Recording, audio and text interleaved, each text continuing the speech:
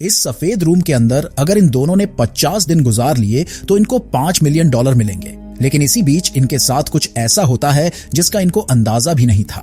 कहानी की शुरुआत में हम माइक और केट नाम की लड़की को देखते हैं। ये दोनों एक रूम में आते हैं जो पूरी तरह से सफेद था और इस रूम में सिर्फ एक बेड और एक बाथरूम था। इसके बाद माइक एक रेड बटन दबाता है और ऊपर एक स्क्रीन पर टाइमर चालू हो जाता है और रूम में लगे हुए स्पीकर से कंप्यूटर की आवाज आती है जो इनको बताता है कि अगर तुम दोनों ने इस रूम में 50 दिन गुजार लिए तो तुमको $5 मिलियन मिलेंगे। लेकिन अगर तुम दोनों में से कोई भी बाहर गया तो प्राइस घटकर $1 मिलियन हो जाएगा और बाहर जाने के लिए इनको रेड बटन को दबाना होगा। ये सब सुनकर इनको बहुत अच्छा लगता है क्योंकि इनको लग रहा था कि इस रूम में सिर्फ 50 दिन रहना है और इनको $5 मिलियन मिल जाएंगे। इसके बाद माइक केट से बोलता है कि ये पैसे मिलने के बाद में फिर कभी पैसे के बारे में नहीं सोचूंगा और ना ही मुझे पैसे कमाने की जरूरत पड़ेगी और मैं अपने सारे सपने पूरे करूंगा। तो केट बोलती है कि मैं पैसों को इन्वेस्ट करूंगी। इसके बाद माइक रूम में लगी एक स्क्रीन के पास जाता है जिसमें इस रूम के कुछ रूल्स थे। जब माइक रूल्स को पढ़ता है तो उसे पता चलता है कि वो दिन में 2 बार खाना ऑर्डर कर सकते हैं और इन दोनों के पास 2 ट्रीट है जिसे ऑर्डर करने पर $1 लाख लगेंगे और उस ट्रीट में उन्हें कुछ भी मिल सकता है और रात को 10 बजने के बाद रूम की लाइट्स बंद हो जाएगी। इसके बाद माइक खाना ऑर्डर करता है जिसमें इन दोनों को पीने के लिए किसी तरह का जूस मिलता है। इसके बाद रात हो जाती है और ये दोनों सो जाते हैं। अगले दिन केट अपने लिए खाना ऑर्डर करती है और फिर से उन्हें पीने के लिए जूस मिलता है। इसके बाद केट योगा करती है ताकि किसी तरह वो खुद को बिजी रख सके और उसे टाइम का पता ना चले। लेकिन माइक दिन भर टाइमर को देखता है क्योंकि कैसे भी करके उसे ये 50 दिन निकालने थे। शाम को माइक केट को बताता है कि शायद टाइमर बहुत स्लो चल रहा है क्योंकि टाइमर में 1 सेकंड ज्यादा लंबा है, लगभग 1.3 सेकंड का। तो केट बोलती है कि तुम उस टाइमर पर ध्यान मत दो, वो सही चल रहा है। इसके बाद ये दोनों जैसे तैसे करके इस रूम में 27 दिन गुजार लेते हैं और अभी तक इन दोनों को सब कुछ ठीक लग रहा था।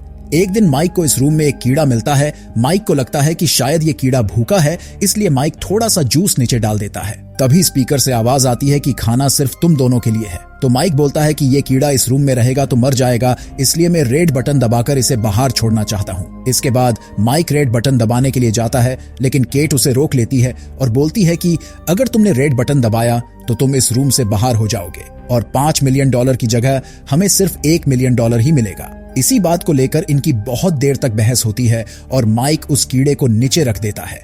इसके बाद जब केट जाने लगती है तो अनजाने में केट उस कीड़े पर पैर रख देती है जिससे वो कीड़ा मर जाता है और ये देखकर माइक को बहुत गुस्सा आता है और माइक पूरा दिन एक कोने में बैठकर निकाल देता है। अगले दिन माइक बोलता है कि मैं अपने लिए एक ट्रीट ऑर्डर कर रहा हूँ।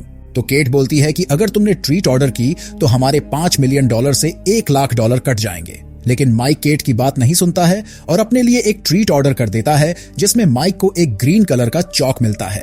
इसके बाद माइक उस चॉक से सफेद दीवारों पर पेंटिंग बनाना स्टार्ट करता है क्योंकि वो इन सफेद दीवारों को देखकर बहुत ज्यादा ही बोर हो रहा था। कुछ देर बाद केट माइक के पास आती है और बोलती है कि एक मेरी भी पेंटिंग बना दो।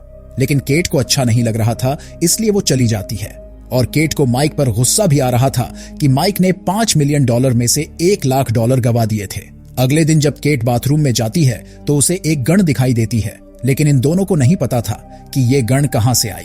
गन को देखकर ये बहुत डर जाते हैं इसलिए माइक उस गन को बेड के नीचे छुपा देता है। इसके बाद रात को एक प्रोजेक्टर चालू होता है जहां पर हम देखते हैं कि माइक की बहन ने उसके लिए एक मैसेज भेजा था और उसे देखकर माइक को बहुत अच्छा लगता है। इसके बाद केट के डेट का मैसेज प्ले होता है लेकिन केट वो मैसेज नहीं देखना चाहती थी और वो बोलती है कि इसे बंद कर दो। लेकिन उसका मैसेज पूरा प्ले होता है जिस वजह से केट को अच्छा नहीं लगता है और वो कोने में बैठकर रोने लगती है। तो उसके पास माइक आता है और केट को शांत करता है। अगले दिन माइक फिर से पेंटिंग बनाने लग जाता है लेकिन अब उसे पेंटिंग बनाना भी अच्छा नहीं लग रहा था।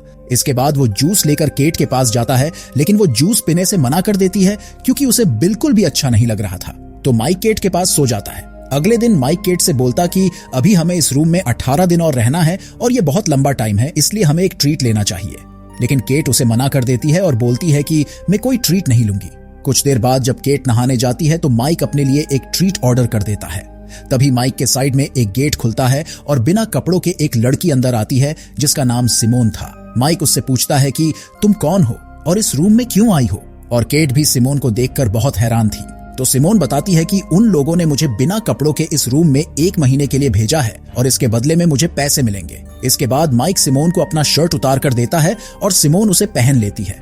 सिमोन को देखकर केट को बिल्कुल भी अच्छा नहीं लग रहा था, इसलिए वो सिमोन के बारे में माइक से पूछती है तो माइक उसे बताता है कि मुझे इसके बारे में कुछ पता नहीं है, मैंने बस अपनी सेकंड ट्रीट मंगवाई और ये लड़की आ गई। इसके बाद रात हो जाती है और माइक बोलता है कि मैं नीचे सो जाऊंगा, तुम दोनों बेड पर सो जाना। लेकिन केट बोलती है कि हम तीनों एक बेड पर सो जाएंगे और ये तीनों बेड पर सो जाते हैं। अगले दिन केट अपने लिए एक ट्रीट ऑर्डर करती है जिसमें उसे 3 नशे की टेबलेट मिलती है।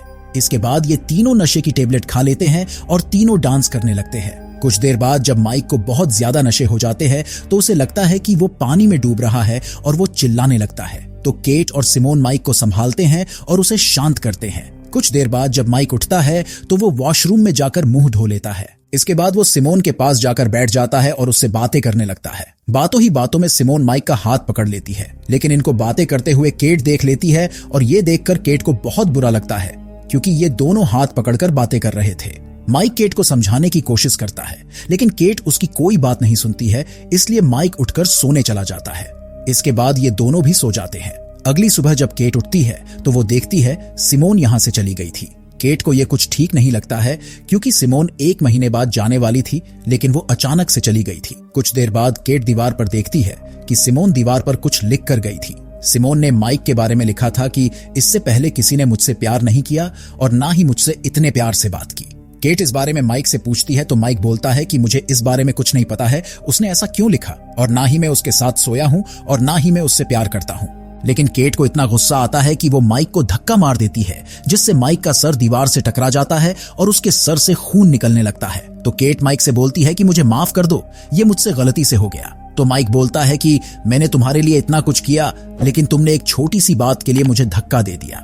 इसके बाद माइक केट से बोलता है कि हमें यहाँ से बाहर निकलना होगा क्योंकि मुझे डॉक्टर की जरूरत है। तो केट जल्दी से एक कपड़ा लेकर आती है और उसे चोट पर रख देती है, लेकिन माइक बोलता है कि मुझे डॉक्टर की जरूरत है। तो केट बोलती है कि सब कुछ ठीक हो जाएगा, हमें बाहर जाने की जरूरत नहीं है और वैसे भी खून आना बंद हो गया है। तो माइक बोलता है कि तुम्हें कोई परवाह नहीं, अगर मैं मर भी जाऊं तो तुम्हें बस पैसों की पड़ी है। तो केट माइक से बोलती है जैसा तुम सोच रहे हो ऐसा कुछ भी नहीं। तो माइक केट को अपने साथ रूम से बाहर चलने के लिए बोलता है, लेकिन केट मना कर देती है और बोलती है कि हमें बस कुछ ही दिन और इस रूम में रहना है। इसके बाद माइक अकेला ही रूम से बाहर जाने लगता है। केट माइक को रोकने की कोशिश करती है, लेकिन माइक नहीं रुकता है। तभी केट बेड के नीचे से गन निकाल लेती है और बोलती है कि तुम ऐसे ही बाहर नहीं जा सकते क्योंकि ये $5 मिलियन का सवाल है। तो माइक बोलता है कि अब सब कुछ खत्म हो गया है। इसके बाद माइक रेड बटन दबा देता है और इस रूम से बाहर निकल जाता है। अब माइक के बाहर जाने से केट को सिर्फ $1 मिलियन ही मिलेंगे और केट नीचे बैठकर रोने लगती है। इसके बाद हम देखते हैं कि केट अकेले ही इस रूम में रह रही थी। केट को माइक की बहुत याद आती है, जिस वजह से केट को इस रूम में बिल्कुल भी अच्छा नहीं लग रहा था और अब केट को सिर्फ 2 दिन और इस रूम में गुजारने थे। लेकिन तभी हम देखते हैं कि केट रेड बटन के पास जाती है और उसे दबाने लगती है। इसके बाद यहाँ से सीन शिफ्ट होता है और हम कुछ साल बाद माइक को देखते हैं। यहाँ पर माइक केट को देखता है और इन दोनों को एक दूसरे से मिलकर बहुत अच्छा लगता है। कुछ देर बाद माइक केट से उन पैसे के बारे में पूछता है, लेकिन केट जवाब नहीं देती है और बोलती है कि तुम्हारी बहन कैसी है। तो माइक बोलता है कि मेरी बहन ठीक है और यहीं पर यह मूवी खत्म हो जाती है।